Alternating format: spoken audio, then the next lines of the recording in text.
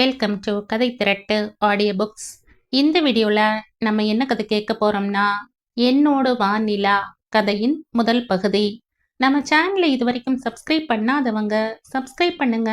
பக்கத்தில் இருக்கிற பெல் ஐகானை கிளிக் பண்ணி ஆல்ங்கிற ஆப்ஷனை ப்ரெஸ் பண்ணுங்க. ஹைப்புங்கிற ஆப்ஷனை ப்ரெஸ் பண்ணி இந்த வீடியோவை ஹைப் பண்ணுங்க. வாங்க கதைக்குள்ள போகலாம். காலை அழகாய் விடியத் தொடங்கி இருந்தது. சிபி கண் விழித்து உள்ளங்கையை தேய்த்து கன்னத்தில் ஒற்றிக்கொண்டான். மார்கழி மாசம் இறுக்கி பிடித்து கொண்டிருந்ததால் குளிர் நடுமுதுகில் ஊசி போட்டு கொண்டிருந்தது. அறையை விட்டு வெளியில் வந்தான். சின்ன ஹாலில் கிடந்த அகலமான சோஃபாவில் அப்பா கொஞ்சம் அசௌகரியமாக படுத்து கொண்டிருந்தார். அவருக்கு கீழே அம்மா பாய் விரித்து படுத்து கொண்டிருந்தாள். அருகில் இருந்த இன்னொரு அறையில் தங்கைகள் இருவரும் உறங்கிக் கொண்டிருந்தார்கள். சின்ன வீடு. அத்தனை பேரும் கொஞ்சம் தாராளமாய் தங்களை விரித்து கொள்ள முயன்றால் இடம் காணாது என்று எச்சரிக்கை செய்தபடி இருந்தது சூழ்நிலை. அந்த வீட்டிற்கே 10,000 வாடகை. இதற்கு மேல் ஆசைப்பட்டால் பட்ஜெட்டில் துண்டு மட்டும் இல்லை, புடவையே விழுந்துவிடும். யாரையும் மிதித்து விடாமல் எழுந்து வெளியே வந்து கதவு திறந்தான். பனியோடு கலந்த சாரல் அத்தனை இதமாக உடம்பு தடவியது. கதவை சாத்திக் கொண்டு தெருவில் நடந்தான். குளிர் இதமானது. இன்னும் 10-20 நாட்கள் போய்விட்டால் இந்த குளிரின் அணைப்பிற்கு மனசு மருகும். ஆனால் கிடைக்காது. பேப்பரும் பாலும் வாங்கி கொண்டு வீட்டுக்கு வர அம்மா இவனுக்காக வாசலில் காத்து கொண்டு நின்றாள். சிபி, இவ்வளவு சீக்கிரம் எழுந்து கட்டி என்ன? கொஞ்ச நேரம் கூடுதலா தூங்கினாத்தான் என்னப்பா? எதுக்குமா? விழிப்பு வந்ததும் எழுந்துக்கணும். அதை விட்டுட்டு தூங்க சொல்லி நம்ம உடம்ப நாமே பலகீனப்படுத்த கூடாதில்ல? அவன் சிரித்தான். மனோகரிக்கு அவனை பார்க்கையில் அடி வயிறு தீ பற்றி கொண்டு எரிந்தது. அவனுடைய வயசு பையன்கள் வாழ்க்கையில் சந்தோஷங்களை சுமக்க அவன் மட்டும் இந்த குடும்பத்திற்கு பொறுப்பை மட்டும் சுமக்க பிறந்தது போல் வாழ்கிறான். 27 வயசு ஒன்னும் அத்தனை பெரிய வயசில்ல இத்தனை சுமைகளை சுமக்க. உள்ளே சென்று டிகாஷனை இறக்கினாள். மனசு பழைய நினைவுகளில் பயணப்படத் தொடங்கியது. மணிசங்கர் கொட்டிவாக்கத்தில் ஒரு ஆட்டோமொபைல் கம்பெனியில் ஃபிட்டராக வேலை செய்து கொண்டிருந்த காலத்தில் குடும்பத்தில் அத்தனை தட்டுப்பாடு நிலவியது இல்லை. அதற்கு காரணம் அவருக்கு வேலை இடத்தை தாண்டி வெளியில் கொஞ்சம் வேலை கிடைக்கும். மெக்கானிக்கல் லைனில் நல்ல அனுபவசாலி. அரை நாளில் எவ்வளவு பெரிய கனரக வாகனமாக இருந்தாலும் பிரித்து மேய்ந்து விடுவார். அதனால் ஞாயிற்றுக்கிழமைகளில் கூட அவருக்கு எங்கிருந்தாவது அழைப்பு வந்து கொண்டேதான் இருக்கும். அதனால் பண வரவும் நல்லபடியாக இருந்தது. குழந்தைகளும் சின்னதாக இருந்ததால் படிப்பு செலவு அது இதுவென்று போனாலும் நல்ல நிலையில் குடும்பத்தை நடத்த முடிந்தது. மூத்தவன் சிபி. அடுத்தது 2 பெண்கள், லதா, லாவண்யா. அழகான வாழ்க்கை, சுமை தெரியாத ஜீவனம். சிபியும் படித்து முடித்து வேலைக்கு போனால் வாழ்க்கை எவ்வளவோ வசப்படும் என்று கனவு மனசுக்குள் இருந்த நாளில்தான் வாழ்க்கை வேறு விதமான இன்னொரு முகத்தையும் காட்டியது. தொடர்ந்து 4 நாட்களாக ஓய்வில்லாத வேலை அவரை கண் அயர செய்ய ஓடிக்கொண்டிருந்த மிஷினில் கையை விட்டுவிட்டார். யார் செய்த புண்ணியமோ கை தப்பிவிட்டது. ஆனால் செயல் இழந்து போய்விட்டது. நிறுவனம் தந்த பணம் முழுக்க அவருடைய வைத்திய செலவில் கரைய அவர் மீண்டு வந்தார். ஆனால் பொருளாதாரம்தான் படுத்து போனது. கையும் இயங்கவில்லை. இன்ஜினியரிங் 3ஆம் ஆண்டில் இருந்தான். அந்த நிமிஷத்தில் இருந்து சிபியின் முகத்தில் இருந்த இளமைக்கான துள்ளல் முடிந்து போனது. அம்மா தந்த காஃபியை வாங்கி கொண்டான். வாஞ்சையாய் தலை தடவிய அம்மாவை பார்த்தான். கண்கள் நிறைய. மனசு லேசாய் சலனப்பட்டது. தரிகெட்டு ஓடிய வாழ்க்கை பயணத்தில் அம்மா ஒருத்தி மட்டும்தான் இன்னும் துளி கூட வாத்சல்யம் மாறாமல் இருக்கிறாள்.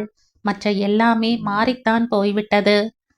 என்னம்மா இன்னைக்கு இத்தனை அன்பு? கேட்டுவிட்டு சிரித்தான். என்னைக்கு ராஜா உன் மேல நான் அன்பில்லாம இருந்திருக்கேன்? குருவி தலையில பரங்காயை சுமத்தின மாதிரி இந்த குடும்பத்தோட பாரத்தை நீ சுமக்கிறத பார்த்து நான் எத்தனை வேதனைப்படுறேன்னு தெரியுமா? மனோகரி கண்களை கசக்கினாள். அப்படியெல்லாம் இல்லம்மா, இது எல்லாருக்கும் உண்டானது தானே. ஏன் சிபி சமாளிக்கிற? உன் வயசு பையன்கள் எத்தனை பேருக்கு உன்னோட இந்த பக்குவமும் பொறுப்பும் இருக்கு. நீ மட்டும் அப்படி இருந்திருந்தா இந்த குடும்பத்தின் நிலைமை என்னாக இருக்கும்னு நினைச்சு பார்க்க முடியுமா? அது என் கடமைமா. மூத்த பிள்ளைங்கிற பதவி அவ்வளவு எளிதானதா என்ன? வலியாய் சிரித்தான். ஆனால் மனோகரிக்குத்தான் மனசு ஊமையாய் அழுதது. இது இன்று நேற்று என்றில்லை. ஒவ்வொரு நாளும் தன்னுடைய மகனை பார்த்து அந்த தாய் மனசு ஏங்காத நிமிடங்களே இருந்ததில்லை. சிபி குளித்து அலுவலகத்திற்கு கிளம்ப தயாராக போனான். மனோகரியும் நினைவுகளை ஒத்தி போட்டுவிட்டு அடுக்களைக்குள் புகுந்தாள். Aathira private limited. தங்க தகடுகள் பளபளத்த பெயர் பலகை கலர் கலராய் மின்னியது. சிபி உள்ளே நுழைந்தான். நீண்டு நெடிய கட்டிடம் ஓங்கு தாங்கான வளர்ச்சியோடு நின்றது. புன்னகை பரிமாற்றத்திற்கு பிறகு தன்னுடைய இருக்கைக்கு சென்றான். சின்னதாய் அணை கட்டி இருந்த கேபினுக்குள் வந்து அமர்ந்தான். சிஸ்டத்தை உயிர்ப்பிக்கும் முன் கண்களை மூடி இஷ்ட தெய்வத்திற்கு மானசீக நன்றியை சொன்னான். சிபி வந்தாச்சா? இன்டர்காம் அழைப்பில் எம்டி இனிய குரலில் விசாரித்தார். குட் மார்னிங் சார், இப்பதான் வந்தேன். That's good. கொஞ்சம் என் ரூமுக்கு வாங்க. அடுத்த 9வது நொடி முடிவில் அவன் அவர் அறையில் இருந்தான். வாங்க சிபி, உட்காருங்க. மாத்தூர் அண்ட் கோக்கு நேத்து டிஸ்பேட்ச் பண்ண வேண்டிய ஃபைல்களை அனுப்பியாச்சா? ஆச்சு சார். ஐ திங்க் இன்னும் ஓரிரு நாள்ல அவங்க கிட்ட இருந்து சாதகமான பதில்கள் வரும். நம்பலாம். நம்பலாம். அவங்களுக்கும் இப்போ பிஸ்னஸில் கொஞ்சம் இக்கட்டான சூழ்நிலை தானே. உடனே அவங்களால எப்படி எல்லா பேமெண்ட்டையும் சிங்கிள் அசைன்மெண்ட்ல முடிக்க முடியும்? எம்டி பிரபாகரன் அமைதியாக அவன் முகம் பார்த்தார். முடியும் சார். அவங்க பிஸ்னஸில் ரொம்ப சின்சியர். அவங்களால எந்த பேமெண்ட்டும் டிலே ஆனதில்ல. அவங்க எப்பவும் தங்களுடைய பொருளாதார சரிவுகளை பத்தி கவலைப்பட்டதில்ல. பிஸ்னஸ் தான் அவங்க உயிர் நாடி. சிபியின் கூற்றுக்கு அவர் தலையசைத்தார். இந்தியாவின் மிக முன்னணியில் இருந்த 4 சக்கர வாகனங்களுக்கு உதிரி பாகங்கள் சப்ளை செய்யும் நிறுவனம் அவர்களுடையது. எல்லா கார் நிறுவனங்களும் இவர்களிடம் ஏதாவது ஒரு உதிரி பாகத்தை வாங்கி கொண்டுதான் இருந்தார்கள். நல்ல நிலையில்தான் பிசினஸ் சென்று கொண்டிருந்தது. இப்போது ஏற்பட்ட பொருளாதார சரிவு அவர்களுடைய மோட்டார் பிசினஸில் பெரும் பின்னடைவை உண்டாக்கியிருந்தது. எந்த கேள்வியும் கேட்காமல் பொருட்கள் அள்ளி குவித்து கொண்டிருந்த நிறுவனங்கள் 1-2 பில்களை நிலுவையில் போட கொஞ்சம் தாக்கு பிடிப்பது கஷ்டமான வேலையாக இருந்தது. என்னதான் வெளியில் கடன் வாங்கினாலும் அதற்கான வட்டி தொகை நிறுவனத்தின் லாபத்தில் பெரும் பகுதியை முழுங்கிக் கொண்டிருந்தது. ஆனால் இதையெல்லாம் சொல்லி நிச்சயமாய் வாங்கியவர்களை கட்டாயப்படுத்த இயலாது. எல்லாம் அதனதன் போக்கில் நடந்தாக வேண்டும். சார், சிபி அழைத்து அவன் நினைவு களைந்தான். சொல்லுங்க சிபி. நீங்க யோசிக்கிற அளவுக்கு நிலைமை மோசமாகாது. இன்னும் நம்ம கிட்ட நிறைய நேரம் இருக்கு. பிசினஸில் இப்ப இருக்கிற நீக்கு போக்குகளை மாத்தலாம். எல்லாம் சரி ஆயிடும் சார். அவனுடைய வார்த்தைகள் ரொம்பவே இதமாக இருந்தது. ஷியோர். எனக்கு எதுக்கும் கவலை இல்ல சிபி. இந்த உலகத்துல நாம எதையும் கொண்டு வரல. போகும்போதும் எதையும் கொண்டு போக போறதும் இல்ல. ஆனா இருக்கிற வரைக்கும் 4 பேருக்கு உபயோகமா வாழணும். அதான் என்னோட லட்சியம். நம்முடைய நிறுவனம்ங்கிறது என்னவோ சின்னதா சுருட்டி பைக்குள்ள வச்சுக்கிற நிறுவனம் கிடையாது. ஸ்ரீபெரும்புதூர் ஃபேக்டரியில மட்டும் 400 தொழிலாளர்கள் வேலை செய்யறாங்க. அது மாதிரி நம்ம கிட்ட 3 ஃபேக்டரி இருக்கு. உற்பத்தியும் வெளியேற்றமும் சளைக்காமல் நடந்துகிட்டே இருக்கணும். அப்பதான் நம்மால இந்த நிறுவனத்தை தொய்வில்லாம கொண்டு போக முடியும். அவருடைய கவலை புரிந்தது. கொஞ்சம் சிரித்து கொண்டான். தொழிலாளிக்கும் சேர்த்து கவலைப்படும் முதலாளி வாய்ப்பது என்பது அவ்வளவு பெரிய பாக்கியம். தன்னுடைய நிறுவனம் கொடிகட்டி பறந்த வரைக்கும் ஓடிக்கொண்டே இருந்த அந்த மனிதனால் இப்போது இந்த சறுக்கலை தாங்க இயலவில்லை. அவர் ஏதோ பேச முற்படும் முன் அலைபேசி அழைத்தது. எடுத்து பேசியவர் முகம் இன்னும் களை இழந்து போக இணைப்பை துண்டித்தவர் வேகமாக எழுந்து போனார். சிபியின் கவலை இன்னும் கொஞ்சம் அதிகமானது. ஸ்டேஷன் வாசலில் வெளிச்சம் குறைவான விளக்கு போட்டிருந்தார்கள். சின்னதாய் ஒரு நாற்காலி வெளியில் கிடந்தது. காரை பார்க் செய்துவிட்டு அவசரமாய் உள்ளே போனார் பிரபாகரன். மனசு முழுக்க அவமானமும் எரிச்சலும் மண்டி கிடந்தது. உள்ளே நுழைந்தவர் கண்ணில் முதலில் தென்பட்டது மர பெஞ்சில் அமர்ந்திருந்த ஆதிராதான். எந்த சுவாதீனமும் இல்லாமல் அலட்சியமாய் அலை பாய்ந்த கூந்தலை ஒரு பக்கம் ஒதுக்கி விட்டபடி அமர்ந்திருந்தாள். கால் மேல் கால் போட்டிருக்க உள்ளே நுழைந்த அப்பாவை பார்த்துவிட்டு கண்களை வேறு பக்கமாய் திருப்பிக் கொண்டாள். மகளை பார்த்து பெருமூச்செறிந்துவிட்டு இன்ஸ்பெக்டர் இருந்த டேபிளை நோக்கி நகர்ந்தார். அறிமுகப்படுத்தி கொண்டார். இவங்க உங்க பெண் ஆதிராவா மிஸ்டர் பிரபாகரன்? தலையசைத்தார். அந்த இடத்தில் அவளை மகள் என்று சொல்ல அவமானமாக இருந்தது. முதன்முறையாக ஒரு தந்தையாக. காசிமேட்டு பக்கத்துல ஒரு சின்ன ஆக்சிடென்ட். இவங்க வண்டிதான் மோதி இருக்கு. பெரிய பிரச்சனை இல்ல, ஆனாலும் உங்களை கூப்பிட்டு எச்சரிக்கலாம்னு வர சொன்னோம். இன்ஸ்பெக்டர் சொல்ல அவர் பதறி போனார். எதுவும் உயிர் சேதமாகிட்டதா? பதறி போய் கேட்டார். நத்திங், ஆனாலும் அடிபட்டிருக்கிறது ஒரு சின்ன குழந்தை. நீங்க விரும்பினா போய் பார்த்து ஏதாவது உதவிட்டு வரலாம். இனியும் இது மாதிரியான அசம்பாவிதங்கள் நடக்காம பார்த்துக்கிறது ரொம்ப நல்லது. கடுமையும் எச்சரிக்கையும் சேர்ந்து வழிந்தது அவருடைய குரலில். தலையசைத்தார். கான்ஸ்டபிள் இவர்களிடம் எழுதி வாங்கிக் கொள்ள இருவரும் வெளியில் வந்தார்கள். எந்த அவமானமும் குற்ற உணர்வும் துளி கூட இல்லாமல் ஆதிரா முன்னே நடந்தாள். அவர் பின் தொடர்ந்தார். அவருடைய தாடை இறுகி கிடந்தது. காதில் ஹெட்போனை எடுத்து மாட்டிக்கொண்டு பாட்டு கேட்க ஆரம்பித்தாள். தலையை அசைத்து அசைத்து அவள் கூடவே ஆங்கில பாடலை பாட அவருக்கு இன்னும் கோபம் உக்கிரத்தில் வந்தது. ஆதிரா, ஆதிரா! சத்தம் டெசிபல் கூட்டியும் மகள் திரும்பாததால் அவள் காதில் இருந்த ஹெட்போனை பேய்த்து எறிந்தார். அவள் மெதுவாக திரும்பி பார்த்தாள். என்ன நடி, எதுக்கு இப்படி பிஹேவ் பண்றீங்க? உனக்கு எப்ப புத்தி வரும்? அவர் வருத்தமாய் கேட்க அவள் வாய்விட்டு சிரித்தாள். அதுக்குத்தானே ஹார்ட்வேர்டு அனுப்பி படிக்க வச்சீங்க, அப்புறம் என்ன டவுட்? அதான் நான் செய்த தப்பா ஆதிரா? மேபி இருக்கலாம். இத்தனை சொத்துக்கும் நீதான் ஆதிரா வாரிசு. அது எனக்கு புரியுது டாட், அதான் அனுபவிக்கிறேன். அனுபவிக்கிறதுங்கிறது அர்த்தம் அழிச்சாட்டியமா? இதெல்லாம் என்ன நாகரீகம்? புரியல எனக்கு. ஒரு உயிரோட மதிப்பு உனக்கு தெரியுமா? தெரியும், பட் எத்தனை மதிப்பான உயிராவே இருந்தாலும் அது ஒரு நாளைக்கு போய்த்தானே ஆகும். அதுக்கே இத்தனை ஆர்ப்பாட்டம்? அவளுடைய பதிலில் ஆடி போனார். மனசு வெம்பி போனது. புரியாமல் இருப்பவர்களுக்கு புரிய வைக்கலாம், ஆனால் பிடிக்காமல் இருப்பவர்களுக்கு எதை காட்டி பிடிப்பை ஏற்படுத்த முடியும்? வீட்டிற்கு வந்தார்கள். மச்சினர் செண்பகராமன் இவர்கள் வரவிற்காக காத்து கொண்டிருந்தார். என்ன மாமா, என்னாச்சு? குரலில் பதட்டம் தெரிந்தது. பிரபாகர் மகளை திரும்பி பார்த்தார். அவள் முகத்தில் எந்த சலனமும் இல்லை. ஹேண்ட்பேக்கை சுழற்றியபடி மாடி ஏறி போனாள். பிரபாகர் மனசு நொந்து போனார். எங்கேயோ ஆக்சிடென்ட் பண்ணி இருக்கா.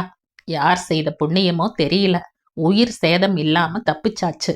இல்லாட்டி இந்நேரம் கம்பி எண்ண வேண்டியதுதான் வந்திருக்கும். ஏன் செண்பகா, நானும் சரி உங்க அக்காவும் சரி யாருக்கும் எந்த தீங்கும் செய்யலையே. இவைய இப்படி வந்து பிறந்திருக்கா? அவர் குரல் தழுதழுக்க அவர் கைகளை பற்றி கொண்டார். எல்லாம் சரியாயிடும், விடுங்க மாமா. எனக்கு நீங்க போன் பண்ணதும் என்னவோ ஏதோன்னு ஓடி வர்ற. செண்பகராமன் அவர் தோளில் தட்டினார். எனக்கு பிசினஸ்ல 1008 பிரச்சனை. இதுல இதுவும் சேர்த்து என்ன ரொம்பவே கஷ்டப்படுத்துது. இப்ப எல்லாம் யாராவது ஆறுதலா 2 வார்த்தை பேச மாட்டாங்களான்னு மனசு ஏங்குது. இதுல எந்த கவலையும் இல்லாம உன் அக்கா நிம்மதியா போயிட்டா. எப்பவும் அவ அதிர்ஷ்டசாலிதான். செண்பகராமன் அமைதியாக இருந்தார். செண்பகா, பேசாம இவளுக்கு ஒரு கல்யாணத்தை முடிச்சிட்டா நிம்மதியா போயிடும்னு பாக்குறேன். நீ என்ன நினைக்கிற? கேட்டுவிட்டு அவர் முகத்தை ஆராய சட்டென்று செண்பகராமன் எழுந்து கொண்டார். நல்லதுதான் மாமா, எதையும் யோசிச்சு செய்யுங்க, அதான் எல்லாருக்கும் நல்லது. நீங்க போன் பண்ணதும் எல்லாத்தையும் போட்டபடி விட்டுட்டு வந்துட்டேன். நான் கிளம்பட்டுமா? அவர் அவசரமாய் எழுந்து விடை பெற்று கொண்டு ஓடுவதை வேதனையாக பார்த்து கொண்டு அமர்ந்திருந்தார். நிஜத்தில் அவருடைய செயல் வருத்தமாக இருந்தாலும் அந்த செயலில் ஒரு நியாயம் இருப்பது அவருக்கு தெரியும். என்னதான் காசு பணம் என்று பேசினாலும் அதற்காக தன்னை அறுத்து திண்ணை செய்ய எவனுக்கு மனசு வரும்? பேச்சு வாக்கில் அவருடைய மகன் ரவிக்கு ஆதிராவை கட்டிக்கொள்ள சொல்லிவிட்டால் என்ன செய்வது என்பதாலேயே தலை தெறிக்க ஓடிக்கொண்டிருந்தார் என்று புரிந்தது. கசப்பும் வலியுமான புன்னகை அவருடைய இதழ்களில் வந்து ஒட்டிக்கொண்டது. கையில் இருந்த கல்லை 10வது முறையாக கடலை நோக்கி தூக்கி எறிந்துவிட்டு திரும்பி பார்த்தாள் நிலா. காற்று அழகாய் அவளுடைய கூந்தலில் விளையாடியது. தென்றலா இருக்கும் மட்டுக்கும் பெண்ணாகவும், அது கொஞ்சம் வீரியம் கொள்ளும் நேரம் ஆணாகவும் மாறி சேட்டை செய்து கொண்டிருந்தது. கனம் குறைந்த அவளுடைய காட்டன் புடவையை அத்துமீறி கலைத்து அலப்பறை செய்து கொண்டிருந்தது அந்த குறும்புக்கார ஆண் காற்று. இன்னும் எத்தனை நேரம் அவனுக்காக காத்து கொண்டிருப்பது? மணிக்கட்டை திருப்பி பார்த்தாள். ரொம்ப லேட்டா நிலா? அருகில் சிரித்தபடி வந்து நின்றான். இத்தனை நேர கோபமும் மறைய அவனை பார்த்து அழகாய் சிரித்தாள். சாரி, இன்னைக்கு கொஞ்சம் ஆபீஸ்ல ஒர்க் அதிகமா இருந்தது, நினைச்சதும் கிளம்ப முடியாதில்லையா? சமாதானம் சொன்னான். அவள் அதற்கும் சேர்த்து சிரித்தாள். விடுங்க செபி, அதனால் என்ன? கொஞ்சம் தள்ளி அமர்ந்தான். அவள் முகத்தை ஏறிட்டு பார்த்தான். கடலில் கரைத்த ஆதவனின் ஒளியின் மிச்சம் கண்களிலும், எழுந்து நிற்க காத்திருந்த முழுமதியின் ஒரு பகுதி அவள் முகத்திலும் குடிகொண்டிருந்தது. சொல்லு நிலா. என்ன சொல்ல சிபி? எதுவும் ஸ்பெஷலா இல்ல. இருவரின் பார்வைகளும் அந்த பிரதேசத்தை மறுடி கழுவியது. சீரான இடைவெளியில் காதலர்கள் அமர்ந்திருந்தார்கள். இந்த அண்ட சராசரத்தில் தாங்கள்தான் முதலில் காதல் செய்வது போல அவர்கள் மூழ்கி கிடக்க, அவர்களை தாண்டி வந்த இவர்கள் பார்வை ஒன்றை ஒன்று மோத கன நேரம் வெட்கத்தில் குழைந்து போனாள் நிலா. கடை இதழில் சின்ன புன்னகை விரிந்தது. என்ன நிலா சிரிப்பு? என்றான் குறும்பாக. ஒன்னில்ல, சும்மாதான். அடடா, கடல்ல கரைஞ்ச சூரியன் மாதிரி உன் முகம் சிவக்கிறத பார்த்ததும் இன்னும் உன் சிரிப்புல ஒண்ணும் இல்லைன்னு நீ சொன்னா நான் நம்பணுமா நிலா? அவள் சிரிப்பு முகம் முழுக்க பரவியது. இல்ல சிபி, அவங்க எல்லாம் சுத்தி இருக்க எல்லா விஷயத்தையும் மறந்து இவ்வளவு ஒன்றி கிடக்குறாங்க. நமக்கு இந்த மாதிரி எல்லாம் ஏன் தோணல? கேட்டுவிட்டு அவசரமாய் உதடு கடித்து கொண்டாள். அவன் குறும்பாய் பார்த்தான். இப்போ உனக்கு என்ன குழப்பம் நிலா? நாம அது மாதிரி ஏன் இல்லனா, இல்ல அது மாதிரி ஏன் இல்லாம இருக்கோம்னா?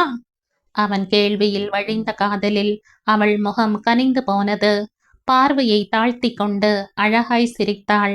அந்த ஒற்றை சிரிப்பிற்கு உலகத்தையே விலையாய் தரலாம் போல அவனுக்கு இனித்தது. சேச்ச, நான் அப்படி சொல்லல. எல்லா விஷயங்களிலும் இப்பெல்லாம் வரம்பு மீறல் நடக்கிறதை தவிர்க்க முடியல இல்லையா? இது சரின்னு நான் சொல்ல வரல. ஆனா ஏன் இது அவங்களுக்கு தோணலைன்னு தான். அவளின் கண்ணியத்தை ரசித்தான். அது நாம தீர்மானிக்க முடியாது நிலா. அவரவர் நியாயம் அவரவர்க்கு. இங்க எல்லாருக்கும் சுதந்திரம் இருக்கு. ஆனால் பெரும்பாலானவர்கள் கிட்ட கண்ணியம் இல்ல. அவள் அவன் முகத்தை பார்த்தாள். மனசுக்குள் நிறைவாக இருந்தது. ஆணழகன் என்று இந்த சமூகம் காட்டிய பெரும் கம்பீரம் எல்லாம் அவனிடம் இல்லை. அமைதியானவன், அழகானவன், பொறுமையும் திறமையும் நிறைந்தவன். வேறென்ன வேண்டும் வாழ்க்கைக்கு? உன்னோட ஒர்க் எல்லாம் எப்படி போகுது நிலா? போகுது சிபி. பெருசா சுவாரஸ்யம் இல்ல. அம்மா எப்படி இருக்காங்க? இருக்காங்க. சரி, டைம் ஆச்சு, நாம கிளம்பலாமா? எழுந்து கொண்டு பின்பக்க மணலை தட்டி விட்டாள். அவனும் எழுந்து கொண்டான். சீரான இடைவெளி விட்டு இருவரும் நடந்தார்கள். வீட்டிற்குள் சிபி நுழைவதற்கும் கையை பிசைந்து கொண்டு மனோகரி வாசலில் வந்து நிற்பதற்கும் சரியாக இருந்தது. பைக்கை நிறுத்திவிட்டு அம்மாவிடம் வந்து நின்றான். என்னாச்சுமா, ஏன் டென்ஷனா இருக்கீங்க? சிபி, இன்னும் லதா வீட்டுக்கு வரலடா. மணி 7க்கு மேல ஆகுது. அதான் கொஞ்சம் பதட்டமா இருக்கு. ஷூவை கழட்டி விட்டு உள்ளே வந்தான். வந்துடுவாம்மா. நெக்ஸ்ட் பேச வர்றவங்க வேலைக்கு எதுவும் லேட்டா வந்திருப்பாங்க. முகம் கழுவிக்கொண்டு டவலுடன் வந்து ஹாலில் அமர்ந்தான். மணி 7:30 தாண்டி இருந்தது. லதா வரவில்லை. லாவண்யாவை அழைத்து விசாரித்தான். அவள் தனக்கு எதுவும் தெரியாது என்று சொல்லிவிட்டு உள்ளே சென்றாள். லதா டிப்ளமோ முடித்துவிட்டு ஒரு கம்ப்யூட்டர் சென்டரில் டியூட்டராக வேலை செய்து கொண்டிருந்தாள். லாவண்யா கல்லூரி இறுதி ஆண்டு. மணி 8 நெருங்க சிபிக்குள்ளும் பதட்டம் தொற்ற ஆரம்பித்தது. சட்டையை எடுத்து மாட்டிக்கொண்டு தேட கிளம்பிய நொடி ஆட்டோ வாசலில் வந்து நின்றது. லதா எந்த பதட்டமும் இல்லாமல் வந்து இறங்கினாள். லதா, ஏன் இவ்வளவு நேரம்? ஏதாவது வேலை இருந்தா ஒரு ஃபோன் பண்ணி சொல்லி இருக்கலாம்ல? அம்மாவின் கேள்விக்கு பதில் சொல்லும் பிரயாசை இல்லாமல் உள்ளே போனாள். அம்மாவை அவள் செய்யும் அலட்சியம் சிபிக்கு வருத்தமாக இருந்தது. அவள் ஃப்ரெஷ் ஆகி வரட்டும் என்று காத்திருந்தான். காஃபி டம்ளருடன் சோஃபாவில் வந்து அமர்ந்தாள். லதா, ஆ, எங்க போன? இத சந்தேகத்துல நான் கேட்கல. ஆனா நீ வர்ற நேரம் கொஞ்சம் தவறினா ரொம்ப பதட்டமாகுதில்ல? அதுவும் அம்மாவை நினைச்சு பாரு. வயித்துல நெருப்பு கட்டிட்டுல நிக்கிறாங்க. அட்லீஸ்ட் நீ மொபைலை ஆன் பண்ணி வைக்கலாம் இல்லையா? குறைந்தபட்சம் ஒரு ஃபோன் பண்ணி நீ எதனால லேட் ஆகிறதுக்கான காரணத்தையாவது சொல்லி இருக்கலாம் இல்லையா? அத்தனை அமைதியாகவும் பொறுமையாகவும் கேட்டான். அவள் அவனை நிமிர்ந்து பார்த்தாள். பார்வையில் அத்தனை இகழ்வு. ஏன் சிபி, இவ்வளவு நேரம் உன் கூட நிலா இருந்தாங்களே, அவங்க வீட்டுக்கு ஃபோன் பண்ணி அனுமதி வாங்கிட்டு தான் இருந்தாங்களா? நெருப்பை மிதித்தவன் போல் பார்த்தான். முகம் சுண்டி போனது. லதா, ஏன் சிபி திணறலா நிக்கிற? இதுதான் இப்ப பிராக்டிக்கல். நீ செய்த அதே வேலையை நான் செய்தா தப்பா? தப்புன்னு யார் சொன்னா லதா? ஆனா உன் செலக்ஷன் நல்லபடியா இருக்கணுங்கிற பரிதவிப்பு எங்களுக்கெல்லாம் இருக்க கூடாதா? எல்லாம் நம்பிக்கைதான் சிபி. நீ எப்படி நிலாவை நம்புற, அதே மாதிரித்தான் நானும் பிரகாஷ நம்புறேன். உனக்கு அதுல ஏதாவது சந்தேகம் இருந்தா நிலாவை நல்லவன்னு கண்டறிய நீ பயன்படுத்தின அளவுகோலை எடுத்துட்டு வந்து எனக்கு கொடு. நான் அதே ஸ்கேலால பிரகாஷை அளந்து பார்க்கறேன். அவளுடைய பதிலால் பரிதவிப்பாய் அம்மாவை பார்த்தான். மனோகரியின் கண்கள் வேதனையில் கண்ணீர் விட்டது. மணிசங்கர் விட்டேத்தியாய் சுவற்றை வெறித்து கொண்டு அமர்ந்திருந்தார். சிபி அமைதியாய் நிலம் பார்த்தான். அவனால் இதற்கு மேல் என்ன கேட்க முடியும்? எல்லாம் கைமீறி போய்விட்டது. லதாவின் காதல் இவர்கள் எல்லோருக்கும் தெரிந்ததுதான். அவனை பற்றி எத்தனையோ சொல்லியும் அவள் காது கொடுத்து கேட்க மறுக்கிறாள். சிபி, உனக்கு வீட்டுக்கு தெரிஞ்ச காதலிக்க உரிமை இருக்குன்னா எனக்கும் அந்த உரிமை இருக்கு. முதல்ல அதை புரிஞ்சுக்க. அதை விட்டுட்டு சும்மா என்னை கஷ்டப்படுத்தாத. நீ இதை அசிங்கமா நினைச்சீனா ஒரு நல்ல பொறுப்புள்ள அண்ணனா அவங்க வீட்டுல போய் என் கல்யாணத்தை பேசி முடி. என்ன கேள்வி கேட்காத.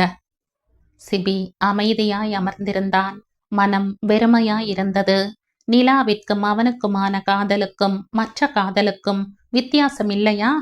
ஆனால் லதா போன்றவர்களால் அதை தெரிந்து கொள்ள இயலுமா என்ன?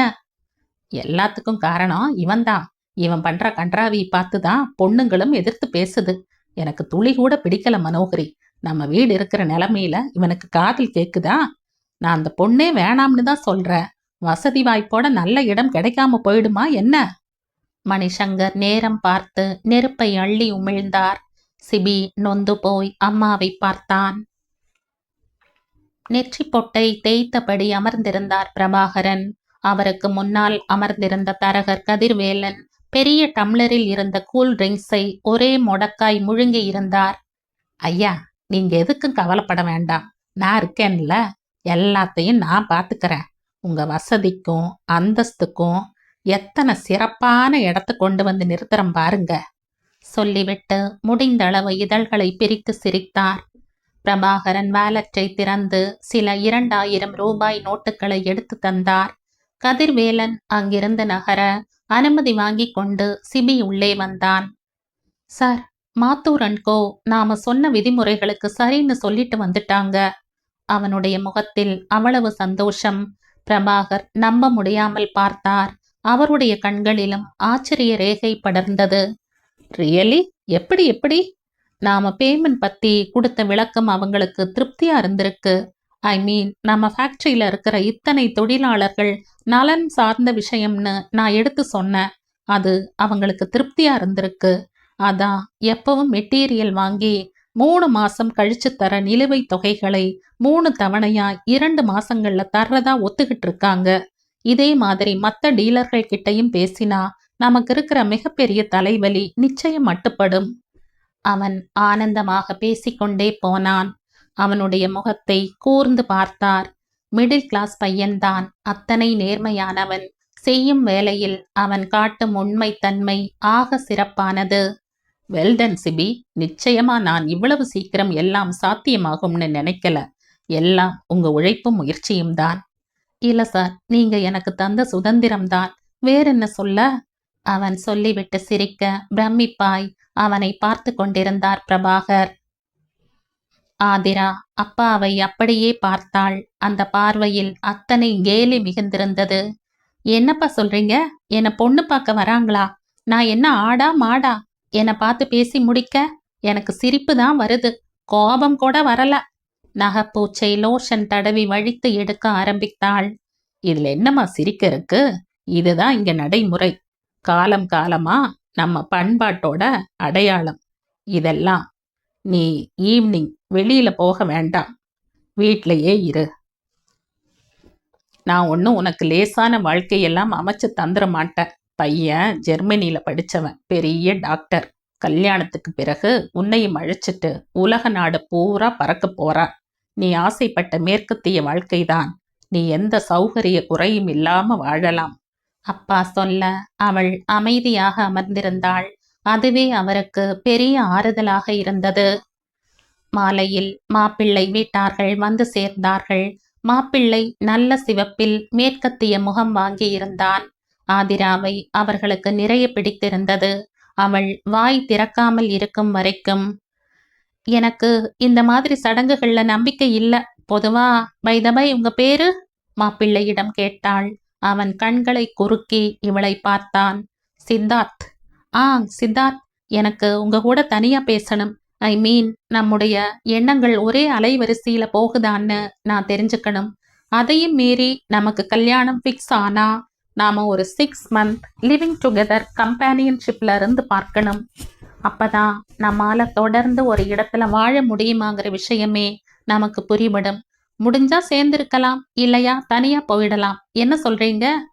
மாப்பிள்ளை வீட்டார்கள் மிரண்டு போனார்கள். ஏன் மிஸ்டர், இதெல்லாம் தெரியாமையா நாங்க என் பையன் அழைச்சிட்டு இந்த பொண்ணுக்காக வந்தோம்? உலக அரங்கத்துல நம்ம நாடு இன்னும் தலை நிமிர்ந்து நிக்கிறதே நம்மோட கண்ணியமும் குடும்ப அமைப்புக்காகவும் தான். கடல் கடந்து வேலைக்கு போறவங்க கூட தங்களோட வேர் இந்தியாவில தான் இருக்கணும்னு நினைப்பாங்க. அதனாலதான் நாங்க இந்திய பொண்ணு கேட்டோம். இப்படி வாழ்றதா இருந்தா அங்கேயும் எத்தனை கிடைச்சிருக்கும். பிரபாகர், சொல்ல வருத்தமா இருக்கு, ஆனாலும் சொல்லாம இருக்க முடியல. உங்களுடைய மகள் வளர்ப்புல நீங்க எங்கேயோ தவறு செஞ்சிருக்கீங்க. செருப்பை எடுத்து அதை சாணியில் முக்கி அவரை அடித்தது போல இருந்தது மாப்பிள்ளை வீட்டார் பேசிய வார்த்தைகள். ஆனால் எந்த அலட்டலும் இல்லாமல் அத்தனை அமைதியாக அமர்ந்திருந்தாள் ஆதிரா. அடுத்தடுத்து இதே போல் நிறைய மரண அடிகள். பிரபாகர் நொந்து போனார். இவர் பணத்திற்கும் அந்தஸ்துக்கும் ஆசைப்பட்டு வந்த வரன்கள் எல்லாம் தலை தெறிக்க ஓடின. கடைசியாய் மச்சினன் செண்பகராமன் வீட்டுக்கு போய் நின்றார். இவர் தயக்கமும் கவலையும் அவருக்கு புரிந்துதான் இருந்தது. வேண்டாம் மாமா, நீங்க எதுவும் வாய் திறந்து கேட்க வேண்டாம். அப்படி நீங்க கேட்டு அதை நான் முடியாதுன்னு சொல்ற நிலைமை வாழ்க்கையில வரவே வேண்டாம். நிச்சயமா ஆதிரா என் அக்கா பொண்ணுதான். அதுக்காக என் மகனோட வாழ்க்கையை பத்தி நான் பார்க்கணுமா இல்லையா? ஆதிரா எங்க குடும்பத்துக்கு ஒத்து வரமாட்டா மாமா. வருத்தமாத்தான் இருக்கு அப்படி சொல்ல. ஆனா என்ன செய்ய? நான் உங்களுக்கு ஒரு யோசனை வேணா தர்றேன். ஏதாவது இல்லாதப்பட்ட மாப்பிள்ளையை பார்த்து ஆதிராவை கட்டி வச்சு உங்க வீட்டோட வச்சுக்கங்க. அதுதான் இப்போதைக்கு நல்ல யோசனை. அதை விட்டுட்டு வெளியில போய் மாப்பிள்ளை எடுத்துட்டு அவதிப்படாதீங்க. செண்பகராமன் நாசூக்காய் கைகளை விரித்து அனுப்பி வைத்து விட்டார். பிரபாகர் வேதனையில் நின்றார். இது எது பற்றியும் துளி கூட கவலை இல்லாமல் பஃபில் காலம் தள்ளினாள் ஆதிரா. அலுவலகம் முடிந்து வெளியில் வந்த நிலாவிற்கு பெரும் ஆச்சரியமாயிருந்தது. வாசலில் தனக்காக காத்து கொண்டு பைக்குடன் நின்ற சிபியை பார்க்க. என்ன ஆச்சரியம் என்றாள் அருகில் சென்று சிரித்தபடி. அவனும் சிரித்தான். ஆனால் சிரிப்பில் ஜீவன் இல்லை. சிபி, ஏதும் வருத்தமா இருக்கீங்களா? சட்டென்று கேட்ட அவளுடைய புரிதல் மழைக்கு குடையா இனித்தது. வா நிலா, நடந்துகிட்டே பேசலாம். இருவரும் கொஞ்ச தூரம் நடந்தார்கள். அவன் பைக்கை தள்ளி கொண்டே வந்தான். சிபி, சொல்லுங்க, எதுவும் பிரச்சனையா? கிட்டத்தட்ட அப்படித்தான். வா, அப்படி உட்கார்ந்து பேசலாம். வண்டியை நிறுத்திவிட்டு பார்க்கிற்கு வந்தார்கள். நடைபயிற்சியில் எண்ணற்றோர் ஈடுபட்டிருந்தார்கள். குறுக்கும் மறுக்குமாய் தொப்பையை கரைக்க நடந்தபடி இருக்க அவர்கள் சிமெண்ட் பெஞ்சில் அமர்ந்தார்கள். தூரத்தில் தெரிந்த வெளிச்ச பொட்டுக்களை விரக்கி கொண்டபடி அமர்ந்திருந்தான். கண்களும் மனசும் அலை பாய்ந்து கொண்டே இருந்தது. லதா அத்துமீறுகிறாள் என்று தெரிகிறது. அதற்கு இவனே காரணமாக அமைகிறான் போல் ஒரு தோற்றம் அங்கே உருவாகிறது. அவனால் எதையும் எதிர்த்து கேள்வி கேட்க முடிவதில்லை. அது நிச்சயமாய் அவனுடைய கையால் ஆகாத்தனம் காரணம் இல்லை. அவனுடைய இயற்கையான குணமே அதுதான். யாரையும் அவர்கள் விருப்பத்தை தாண்டி கட்டாயப்படுத்தவோ காயப்படுத்தவோ மாட்டான். அம்மாவை உரித்து கொண்டு பிறந்திருந்தான். ஆனால் பெண்கள் இரண்டும் அப்பாவை போல. சிபி, நிலா கொஞ்சம் டிஸ்டர்பா இருக்கு. அதான் உன்னை பார்த்தா கொஞ்சம் அமைதியா இருக்கும் போல இருந்தது. அவன் சொல்ல அவள் கூர்மையாய் அவனை பார்த்தாள். லதா ரொம்ப வீட்டுல எகிர்றா. ஏதாவது கேள்வி கேட்டா நீ காதலிக்கிறது நியாயம்னா நான் காதலிக்கிறதுல என்ன தப்புன்னு கேள்வி கேட்கறா. அவன் பரிதவிப்பாய் சொல்ல நிலா பெரிதாய் சிரித்தாள். நியாயமான கேள்வி? என்ன நியாயமான கேள்வி? நீயும் அந்த பிரகாஷம் ஒண்ணா? இது கூடவா அந்த கழுதிக்கு புரியல? அவன் பேசிய போது அவள் உடல் எல்லாம் வெள்ளமாய் இனித்தது. சிபி, நீங்க மட்டும்தான் என்ன காதலிக்கிறீங்க. உங்க மொத்த குடும்பமும் இல்ல. அவளுக்கு பிரகாஷ பிடிச்சிருந்தா போய் பார்த்து பேசி முடிக்க வேண்டியது தானே. எதுக்கு இத்தனை விவாதம்? அதான் நிலா, அவளுக்கு புரிய மாட்டேங்குது. அந்த பிரகாஷோட அப்பா வண்டியா வரதட்சணை கேட்கிறார். ஆனா அந்த பிரகாஷ் எல்லாத்தையும் பார்த்துட்டு சும்மா உட்கார்ந்துருக்கா. உண்மையான காதல்ல இதெல்லாம் நடக்குமா? விடுங்க சிபி, எல்லாரும் உங்களை போல இருக்க மாட்டாங்கல்ல. அப்பாவும் என்னுடைய நிலைமையை கொஞ்சமும் புரிஞ்சுக்க மாட்டேங்கிறார். ரொம்ப வலிக்குது நிலா. என்னால சுமக்க முடியாத அளவுக்கு பாரம் முதுகுல ஏறிட்டே இருக்கு. அவன் குரல் மாற தவித்து போய் பார்த்தாள். இந்த கதையின் தொடர்ச்சியை அடுத்த பதிவில் கேட்கலாம். நன்றி.